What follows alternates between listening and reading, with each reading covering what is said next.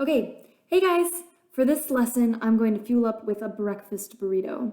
And the money ingredient here, this egg, holds the secret of the universe.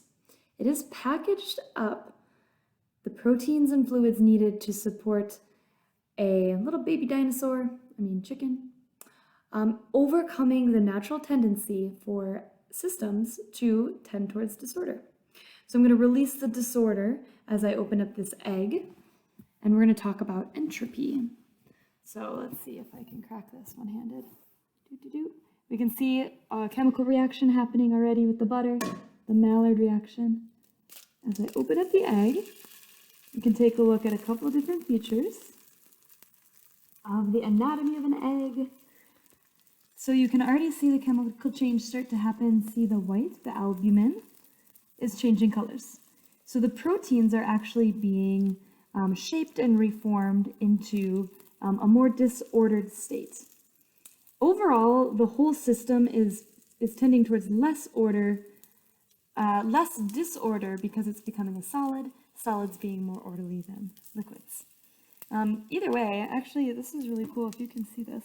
Next time you crack open an egg, see if you can see the Chalizae, which is this little strobe-like feature which holds the yolk in place, the yolk being the main source of protein. For our little baby chick, unfertilized, right? So here when we take a look at the egg, you can see a thin inner coating on the inside. That is the cell membrane. This is one big large cell. Okay, and the outer coating we cracked through was calcium carbonate. So in order to understand diffusion, we're actually going to run another experiment. So you may have done this before. So come over here and used a couple other eggs, and you can join me on this experiment if you want, and I'll post some notes to help you follow along. But what I did here is we are going to dissolve the shell of this egg with vinegar. And so what's happening here is vinegar is an acid, the shell is calcium carbonate, which is a base. And as you want to leave it overnight, you can already sort of see what's starting to happen. The whole shell, can you see that, is being disintegrated. I can kind of rub it all off. So go ahead and do that. Put some vinegar in an egg. I have 3 different vials here. Oh, also you can see the air pocket here. So now that we just have this this membrane, we are able to practice some diffusion experiments. What happens if I put this egg in a hypertonic solution, something that has a lot of solutes, like sugar, syrup, and then what would happen if I put this other egg, and always be super careful when you're handling these guys because they no longer have that protective coating on the outside, that calcium carbonate. What happens when I put this other egg in a hypotonic solution like water, something that has less solutes? So I'm going to go ahead and do that, and I'll report back to you tomorrow what the results are of this experiment, but feel free to join along. And then we'll go ahead and walk through the lesson for this week. Oh, I guess also interesting to note, why did I have a third one here? What do you think this did in my experiment? My independent variable was vinegar, and the dependent variable was how it dissolves the shell, and then here is the egg just in water, and you can see the shell is still there. So we can say that we can compare it to the egg that has been in water. It is not the water that dissolves the shell, but instead vinegar, and we'll take a look at that reaction. All right, so if we zoom in on that chemical reaction, it involves an acid and a base. The acid is from vinegar, acetic acid here, CH3COOH, and calcium carbonate, which we can find in limestone, marble, and pearls. And so the interaction of these two chemicals forms calcium acetate, water, and carbon dioxide. So when you go ahead and if you do this at home, see if you can detect any presence of carbon dioxide. what do you know about how carbon dioxide would be naturally in the environment? You might then see something like a gas, or bubbles form around your egg. Okay, so calcium carbonate comes up in the world a lot. We're just going to talk about a couple examples because it's interesting. Pearls are made out of calcium carbonate. What would happen is an oyster starts to have some sort of irritant that comes into its mantle, and it protects itself by forming a nacre layer around the outside, and that is made up of calcium carbonate. So hypothetically, you could maybe also dissolve pearls in acetic acid. You might also see calcium carbonate in limestone karsts. So this picture is from Thailand. There's beautiful structures are formed. You can do some really fun climbing here. Taking some kids out there, that's really awesome. If you're in Arizona, maybe you've been to Walnut Canyon. That's a really good example of some limestone, which is a sedimentary rock that forms when you have, think about the past shells of prehistoric marine creatures all getting pushed down and forming this sedimentary layer. You might also find it in the Great Salt Lake in what is really neat sand particles called oolitic sand, and they look like little eggs. That's the oo means egg. And it's kind of the same thing as the pearl. There is some nucleating force, some little piece of particle, and around it calcium carbonate formed to form these little circles. You might also find calcium carbonate in lime, and not these kinds of lime, nope, and not even this. Have you guys ever done these scooters? They're super fun, but not that lime, but instead for agricultural purposes. And what happens here is you can extract calcium oxide that can be used to take other minerals out of water. That would, if you had hard water, you have lots of minerals dissolved in your water, so calcium or lime can be used to remove that. It also was used to build the pyramids, and it can also be used as a stabilizer when you're making glass. You can also find calcium carbonate in the form of aragonite, which is used to build the bony structures of corals. And just a note here is that as the ocean acidifies, we have more carbon dioxide building up. That leads to a breakdown of the carbonate ions. There's fewer of them available then, because if it's more acidic, right, that's going to break down, just like we're going to see in our eggs as it breaks down the shell. And then actually more CO2 gets released back up into the atmosphere as well. And then to talk about another rock process, metamorphosis, where we have the changing of limestone over into marble. Can you think of what that process is called? What type of rock now is this? So it's not sedimentary, it would be metamorphic. And that's used to build, for example, the Taj Mahal. Okay, so once we dissolve the shell of our egg, we can start to observe osmosis, because what's left is a selectively permeable membrane, which is going to allow oxygen to move in and out. And so let's go into our lesson to learn more about diffusion and how this might happen, and then we'll go back and we'll take a look at the results of our experiment.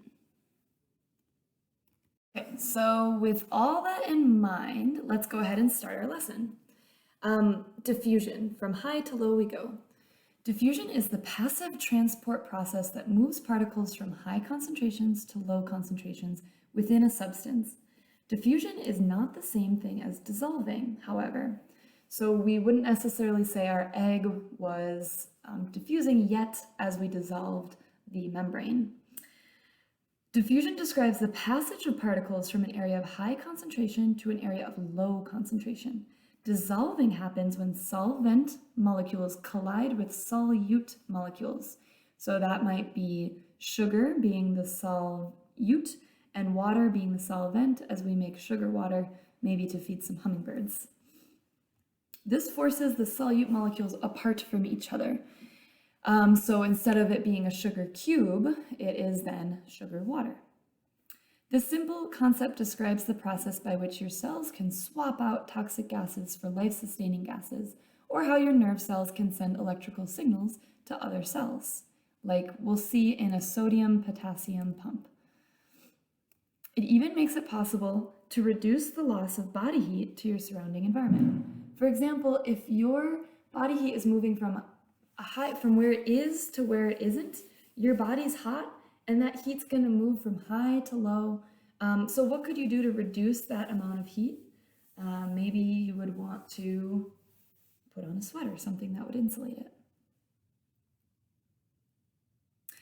So let's see how this happens with dye diffusing in a glass of water. Here we have a paintbrush. So you can experiment with that at home if you want to get out your paints. So here we see the molecules are moving from an area of high concentration to an area of low concentration.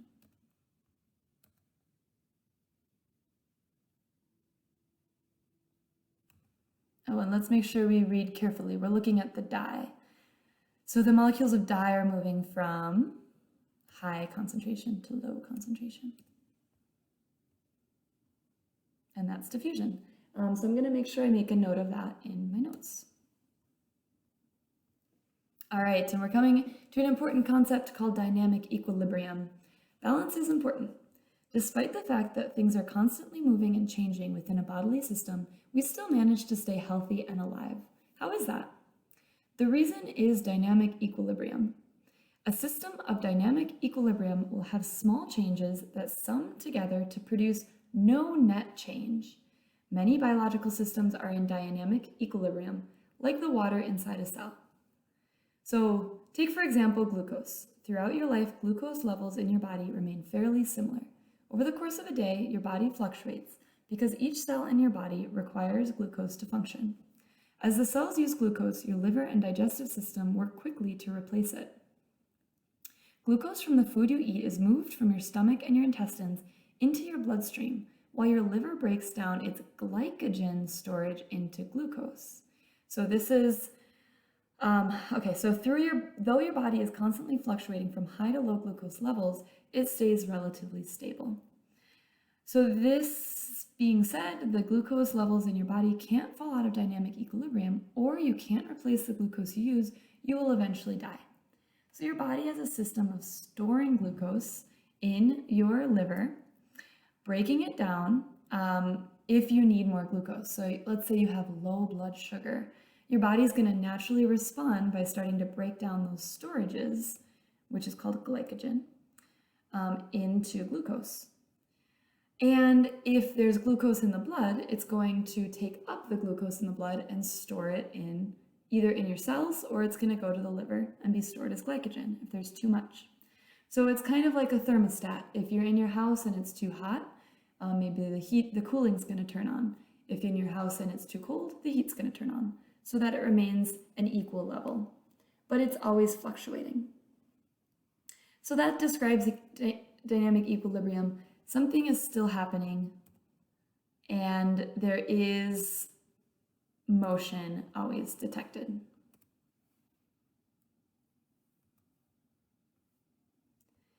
So how does diffusion happen? Diffusion allows molecules to move without additional energy. Movement is based on concentration gradients. Concentration is how much of a solute there is compared to a solvent. I'm going to go ahead and write that down in my notes. Okay, so here we go. Dynamic equilibrium, things are always moving. No, there's no net change though, and it keeps the levels balanced. For example, levels of glucose. If there's high glucose, it's going to be stored as glycogen. If there's low glucose, we're going to break down glycogen. And we'll learn later in our lab that insulin is an important molecule for maintaining those balanced levels. And when someone has diabetes, their production of insulin and their function of insulin is not accurate.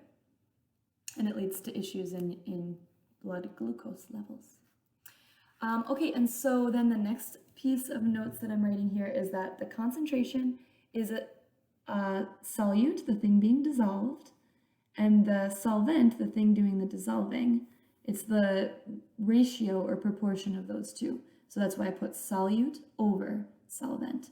That's going to be the concentration. So if I had high solute to solvent, higher concentration. If I have low solute to solvent, lower concentration. If I want to make a really sugary drink, I put in a lot of sugar, high concentration. If I want to make a weak drink, I put in low sugar, low concentration. Make sense? All right, let's continue. So concentrations aren't always equal. We have movement based on what's called a concentration gradient. And a gradient meaning there's like some sort of grade, there's like a scale. Think of grades go from A, B, C, D, E, F. A gradient would be like that same scale, high to low. So a concentration is how much, okay, so we just read that. So let's picture these as dots. A constant concentration of molecules will have no concentration gradient. So that would be at the top here. And if there is more of a concentration gradient, I'm going to have more dots to one side than the other side. So I'm going to go ahead and write those down to my notes and then be able to answer this question. Here in cell 1, I have a high concentration gradient because I have more dots on one side. And then here I have, it's going down to a lower concentration gradient until we finally reach dynamic equilibrium. So here's what it looks like. High, more concentrated on one side than the other, moving into a lower one as they become equal, dynamic equilibrium. There is no concentration gradient. So let's see if we can answer these questions. What's the result here? So it says blank concentration gradients will result in higher rates of diffusion. So higher concentration gradients equal higher diffusion. As the molecules move, the gradient event evens out until equilibrium is reached, and then the molecules, remember, it's dynamic, so they keep moving. Does it make sense that diffusion is a passive transport process? Yes, because it doesn't require additional energy. This is going to happen no matter what. This is a natural tendency in nature for things to move from where they are to where they aren't, to move from highly ordered or tightly packed to less ordered, less packed. It's like spraying perfume in a corner, farting in a corner, all such things. So go ahead and try to explain that in a sentence. Maybe something like the natural tendency of a particle of a, I don't know, you could say system is to move from higher concentration to lower concentration. Concentration. Tration. There we go. And then we can look at that as being order to disorder. Oh, evaluate our thinking. How well do we know that? Pretty good. Can you explain that to your brother or sister? Go try, or your mom or dad, or your dog. Tell them what happens when you fart in a room. What's going to happen? And use the words concentration gradient, diffusion, and passive transport. Imagine you have two solutions of different concentrations that are separated by a semi-permeable membrane. And we've just created that with our egg situation. We have two different scenes. One has a different concentration than the other. If I put it in water or sugar, those are two different concentrations than the egg. So the membrane is permeable to smaller solvent molecules, but not to larger solute molecules. So it can allow these tinier little blue dots to go through. In this example, the solvent will diffuse across the membrane. So the solvent will tend to diffuse across the membrane from the, okay, so here, think about the concentration. And our concentration is solute over solvent. So which one on the left or the right is higher concentrated? That's the one on the right. There's more solute over solvent. So the water is going to move from here, lower concentrated area, to the higher concentration treated area. And this is to try to bring it back into equilibrium. If we want the concentrations to be the same, we need to dilute the one over to the right. So it's a little trickier when we were just saying high to low. Now when we're talking about the solvent moving, the solvent is moving from low concentration to higher concentration in order to dissolve or lower the concentration of the one on the right, or the higher concentrated one. A real-life example of diffusion. There are two primary functions of respiration. The first is for the body cells to obtain oxygen. So let's take a deep breath here, right? Our brain needs all the oxygen it can get to understand this lesson. So take a deep breath in and a deep breath out. You're breathing in oxygen and releasing carbon dioxide. And that's happening at a cellular level down within your lungs, into your blood vessels. So in the human lungs, physical respiration involves respiratory cycles of inhaled and exhaled breaths. Breathing in brings air into the lungs, where the process of gas exchange can take place in the alveoli between the blood and the pulmonary capillaries. So it's kind of fun. Let's take a moment and look at what alveoli look like. So alveoli, their structure is really important to their function. Ooh, that's a cool picture. So the air is coming into from this tube. It's going out into these little ball-like things. The reason why they are in, what is the biggest difference between these balls and the tube here? These little sacs all increase the surface area, so you can get more gas exchange across each one of these membranes. And so the capillaries are these tiny little blood vessels that are all along the membrane. And that's where the gas exchange is going to happen. This picture shows it pretty well. You can see those little circles here. That's representing the gases, oxygen and CO2. Okay, back to our lesson. So what is the concentration gradient between the lungs and the blood that allows oxygen to be diffused into the blood? So where is oxygen higher? It's going to be higher in the lungs, the alveoli, as the oxygen comes in, and then it's lower in the capillaries, and that's why it moves from lungs to capillaries. So go ahead and select the best option.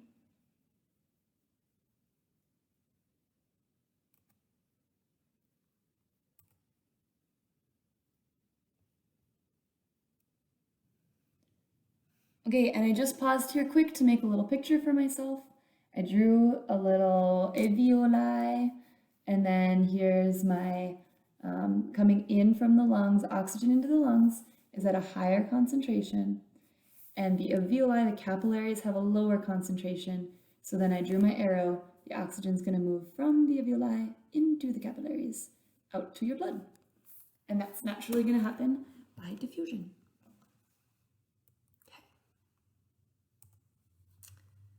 So that's pretty cool. Here we can go ahead and practice that again now that we have our notes to help us. Oxygen, and we'll read this again, it's a little redundant, but here we go. Oxygen is more concentrated in the lungs than in the bloodstream. This allows oxygen to utilize passive diffusion to move across cell membranes from the lungs to the blood. This makes sense because we breathe a lot of air, 7 to 8 liters per minute. Go ahead and teach someone that fact because that's pretty wild, and then it'll be in your memory. 7 to 8 liters per minute. Carbon dioxide is transported using diffusion to be exhausted or expelled from the body after being excreted as cellular waste. Oxygen is delivered from the blood to the muscles of the body in order to get them moving, right? So we need oxygen to do that process of cellular respiration, breaking it down, breaking glucose down into, do you know? ATP. So that can be used to do all the other kinds of work in the cell. So here we go. We have oxygen low, CO2 high. Oxygen's low in the blood, but it's high in the lungs, so we go from high to low. And the opposite process happens here. CO2 is high in the blood, low in the lungs. CO2 is going to move from blood to lungs. Over here, oxygen high in the blood, low in the muscles, because our muscles need the oxygen. So the oxygen is then going to move from the blood to the muscles. CO2 gets built up as the muscles work, so then it needs to leave. It's lower in the blood, and it's going to move back over into the blood. All that happens naturally by diffusion. Pretty darn cool. Okay, so moving on through osmosis, we observed osmosis in our experiment, and the joke here is only if we can learn this way. So if knowledge could just passively make its way into your brain, that would be really awesome. If you've ever tried to sleep on your book to absorb the information, you might have found that that doesn't work super well, but it's a cute idea. And it comes from this concept of osmosis, which is a type of passive transport. It's the tendency of a fluid, usually water, to pass through a semi-permeable membrane. This is very important in the biological process where the solvent is water, because the transport of water across biological membranes is essential to life. Osmosis relies on a concept that we have just learned. What does osmosis rely on to function? So the answer here would be on having a concentration gradient. Based on our knowledge of solutes, solvents, and solutions, try to fill in this definition.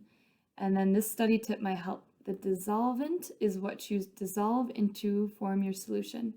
It helps solve the solute to form the solution. So the solvent is the liquid doing the dissolving. So osmosis is the spontaneous net movement of solvent molecules through a semi-permeable membrane into a region of higher solute concentration in a direction that tends to equalize the solute and solvent concentration on both sides of the membrane. Maintaining dynamic equilibrium. The prime function of osmosis is to stabilize the internal environment of an organism. Osmosis does this by keeping the water and intracellular fluid levels balanced. One of the factors in reaching a dynamic equilibrium is the amount of water inside and outside of the cell. Remember that water tends to move from one area to another due to osmosis. When the environment of a cell changes, we can predict what may happen. So let's work through some examples together. In this case, where will the solvent travel depending on the concentration gradient? Select a response below for both examples. So here, where do we have more solvent particles? It's going to move over to where there's more solute molecules, so it's going to move to the right. And here again, from left to right, where there are more solvent molecules on the right, and there's more solutes on the left, so it's going to move over to the left.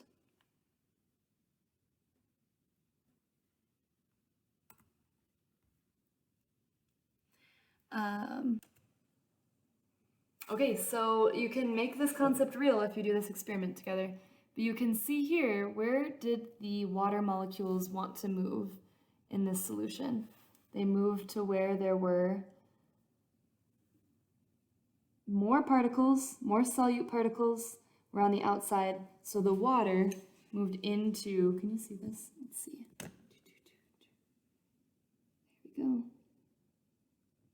Our egg has done shrunk. It is all shriveled up now because the water left the cell to move where there was more solute particles. And then let's see here. Where were there more solute particles? You might be able to see that this looks really big. If I take it out, you can see it too. And then you can even compare this to our control, which has no change happening. Compare it to the size of this egg.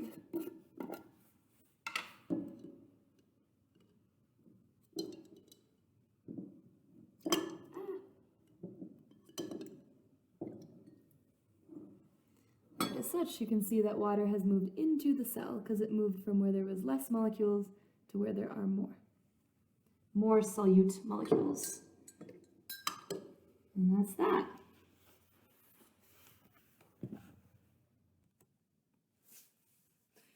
All right, and so it all comes down to concentration gradients.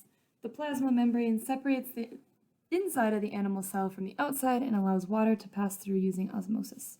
If a cell has a higher concentration of salt or other dissolved substances inside of it, water will flow from the plasma membrane through the membrane and into the cell.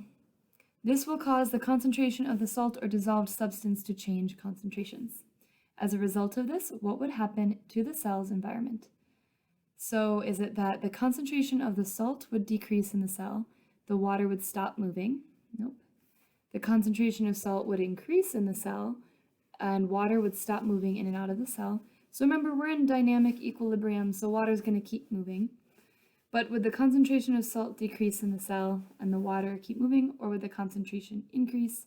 So the concentration of water's moving in would decrease in the cell. And why will the water keep moving? Select all that imply. So that's dynamic equilibrium. Oh, and also Brownian movement. Okay.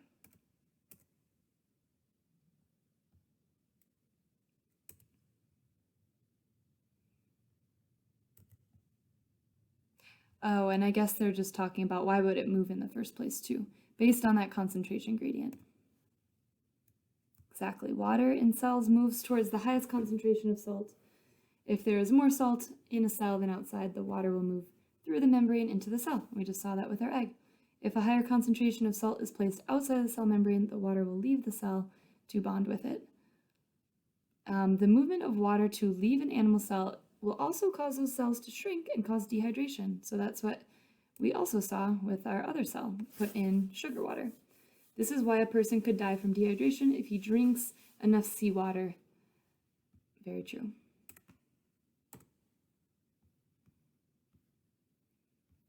Solutes can affect cells. What happens when the solute concentration changes?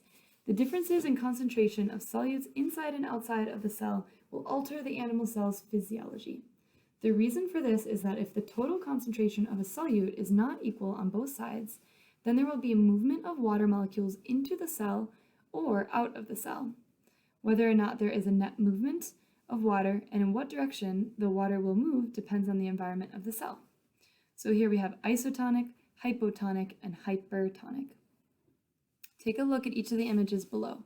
Each image describes an environment, specifically the concentration of solute, which is the blue dots, inside and outside of the cell. Using the drop-downs, classify each environment according to the concentration gradient you see. So does an isotonic solution have a difference between the outside and the inside solutes? I count 1, 2, 3, 4, 5, 6. 1, 2, 3, 4, 5, 6. Nope, they are equal. Hypo means under, so a hypotonic environment has less on the outside than on the inside. So its concentration of solutes is greater inside the cell. And then the hypertonic solution has more solutes you can see on the outside. I'm going to go ahead and take notes on that.